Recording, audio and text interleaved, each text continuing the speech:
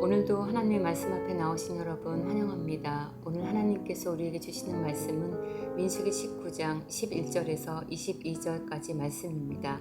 말씀 봉독은 17절에서 20절까지 하겠습니다.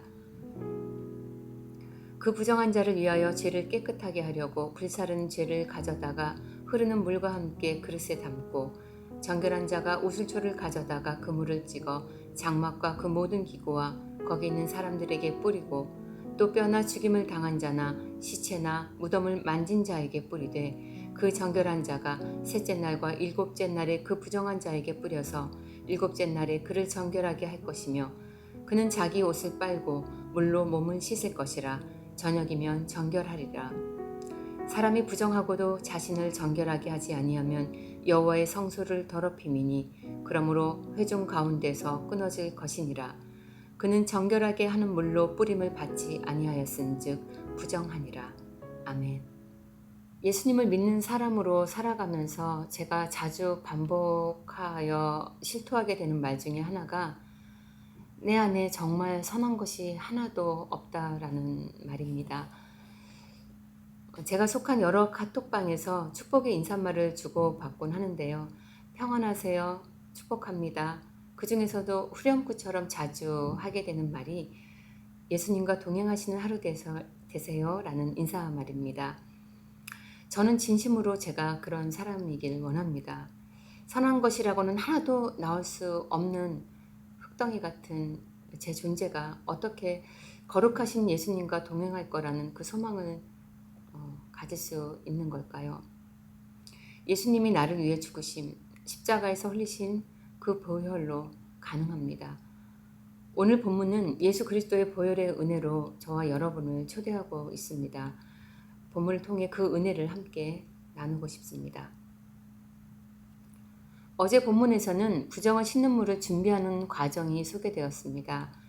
오늘 본문은 이 물을 사용하여 죽은 자와 접촉한 사람의 부정을 씻는 정결 예식을 정해주고 있습니다. 정결 예식은 이스라엘 공동체의 삶과 정결을 보존하는 데 있어 아주 중요했습니다. 특히 다른 일반적인 부정들보다 죽은 시체를 만진 사람, 죽은 사람의 뼈나 무덤을 만진 사람, 또 사람이 죽을 때 함께 있었던 사람은 7일 동안 부정하다고 합니다. 레위기에 따르면 간단한 부정들은 그냥 물로 씻거나 저녁까지 기다리는 걸로 해결되었는데, 죽음에 대한 부정은 아주 심각하게 다루고 있습니다. 질문이 생기지 않으세요? 죽음이 잘못된 건가요? 사람이 살다가 언젠가는 죽게 되는 것이잖아요. 여기서 우리는 이스라엘 백성 중에 있는 죽음이라고 하는 현상과 그 성격에 대해서 살펴보아야 합니다. 출애굽한 이후에 광야 여정 중에 이스라엘 백성들이 죽게 된 사건들이 아주 많았습니다. 가나안 정탐 사건으로 출애굽 1세대가 40년 동안 60만 명이 광야에서 죽게 되었죠. 본문의 정결 예식을 말씀하는 이 시점에는 이제 막 고라 일당의 반역 사건으로 인해서 250여 명이 죽는 사건이 있었고, 그에 대해서 모세와 아론에게 원망과 불평을 하다가 연병으로 인해서 14,700명이 한꺼번에 죽었습니다. 이 수많은 죽음들의 공통점이 무엇인지 발견하셨나요? 바로 죄가 그 원인입니다. 구약 성경에서 죽음은 죄의 결과, 죄로 인한 형벌로 자주 표현되고 있습니다. 죽음은 생명과 반대입니다. 생명, 정결함, 거룩함과 반대입니다. 하나님은 생명의 근원이시고 생명의 하나님이십니다. 하나님이 계시지 않는 곳에 죽음이 있습니다.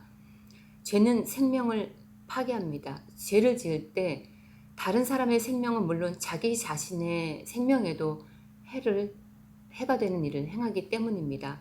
죄는 하나님과의 관계뿐 아니라 다른 사람과의 관계에 총체적인 파괴를 가져옵니다. 결국 인생은 고독과 불안, 실망과 좌절 속에 시들어 갑니다. 죄 속에는 언제나 죽음의 세력이 숨어 있고, 죄를 짓는 자는 죽음의 세력의 포로가 되고 맙니다. 죽은 자와 접촉한 사람들이 부정한 이유, 그 부정함을 씻어내는 정결 예식이 중요한 이유가 여기에 있습니다. 진영의 정교를 보존하는 위생적 차원도 실제적으로 중요했습니다.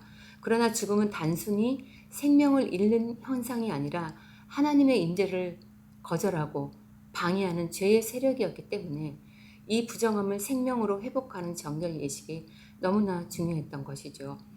정결 예식은 이렇습니다. 정결한 사람이 오슬초로 제물을 찍어서 뿌려주는 것입니다. 제물은 붉은 송아지의 재에 흐르는 물을 섞어서 만들었습니다. 우슬초는 겉표면에 털이 많은 식물로 물을 적셔서 뿌리기에 적절한 풀이었습니다. 이렇게 물을 뿌려서 하나님의 생명과 대적하는 죽음의 부정함을 씻었습니다. 그런데 여기서 좀 멈추어 생각하고 싶은 구절이 있습니다. 먼저는 18절입니다. 정결한 자가 우슬초를 가져다가 그물을 찍어 뿌리라고 합니다. 부정한 다른 사람을 정결하게 하려면 누군가 한 사람은 정결해야 했습니다. 그런데 물을 뿌리는 정결한 사람은 그 물을 부정한 자에게 뿌리고 자신도 부정해졌습니다. 21절입니다. 정결하게 하는 물을 뿌린 자는 자기의 옷을 빨 것이며 정결하게 하는 물을 만지는 자는 저녁까지 부정할 것이며.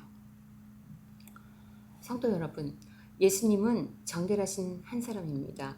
예수님은 우리의 부정을 씻기 위해서 스스로 부정하게 되시고 십자가를 지신 분이십니다. 예수님이 스스로를 제한하시고 육체로 오시지 않았다면 우리가 죽음의 부정함에서 도망칠 길이 있을까요? 우리가 죄인됨을 깨닫고 스스로 회개를 시도할 수 있는 존재인가요? 회개의 마음조차 하나님이 아니시면 우리에게로 들어올 수 없습니다. 예수님은 죽음으로 죽음을 씻으셨습니다. 죽으시고 부활하셔서 죽음이 생명되게 하셨습니다. 레위기 17장 11절은 이렇게 말씀합니다. 육체의 생명은 피에 있습니다. 생명이 피에 있으므로 피가 죄를 속하느니라. 예수님의 보혈은 우리에게 주시는 생명의 피입니다. 보혈에 의지하여 죄를 씻어 정결함으로 날마다 새로워지기 원합니다. 다음으로는 우리가 죄에 얼마나 민감한가 하는 것입니다. 13절과 20절 말씀입니다. 자신을 정결하게 하지 아니하는 자는 여호와의 성막을 더럽힘이니 그가 이스라엘 회중에서 끊어질 것이라. 이 정결 예식을 따르지 않는 사람은 자신만 더러운 게 아니라 하나님의 성소를 더럽히고 이스라엘 백성에서 결국은 끊어질 것이라고 두 번이나 강하게 경고하고 있습니다. 한 사람의 불만과 부정, 불평과 원망이 얼마나 심각하게 많은 무리를 전염시켰는지 고라의 반역을 통해서 우리는 보았습니다. 작은 죄라도 예수님의 보혈에 의지하여 회개하고 거룩하고 정결하도록 힘써야겠습니다. 우리 한 사람뿐 아니라 우리 주님의 몸된 우리 교회가 거룩한 공동체로 세워져 가기를 소망하며 기도합니다.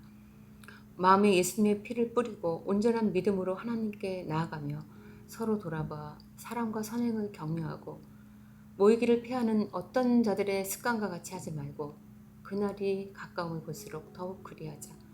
우리가 그런 공동체가 그런 교회가 되기를 원합니다. 성도 여러분, 빛과 어둠이 함께 있을 수 없죠. 거룩과 부정이 함께 있을 수 없습니다. 생명과 죽음이 동시에 있을 수 없습니다. 거룩하신 하나님의 임재는 더럽고 불결한 곳에 계실 수 없습니다. 그래서 정결하게 하는 물을 부정할 때마다 반복해서 뿌려야 했습니다. 붉은 암송아지 제물은 임시적이고 제한적이었으니까요. 그러나 히브리서 9장의 말씀은 예수 그리스도의 피의 능력을 이렇게 말씀합니다. 히브리서 9장 13절에서 14절 말씀입니다. 염소와 황소의 피와 암송아지의 죄로 부정한 자에게 뿌려 그 육체를 정결하게 하여 거룩하게 하거든.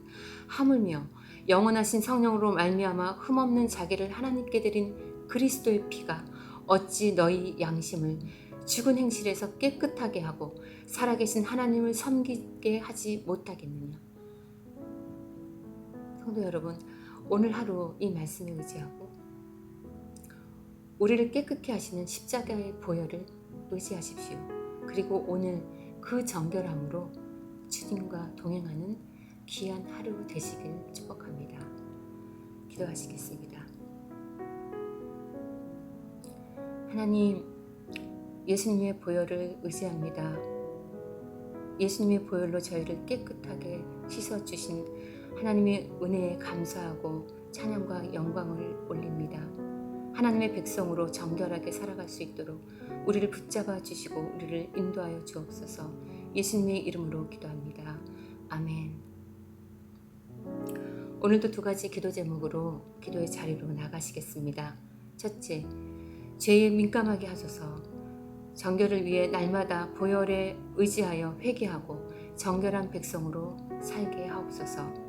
둘째, 저희 교회가 서로를 돌보며 격려하여 거룩한 공동체로 세워져가는 교회 되게 하옵소서. 아멘. 기도하시겠습니다.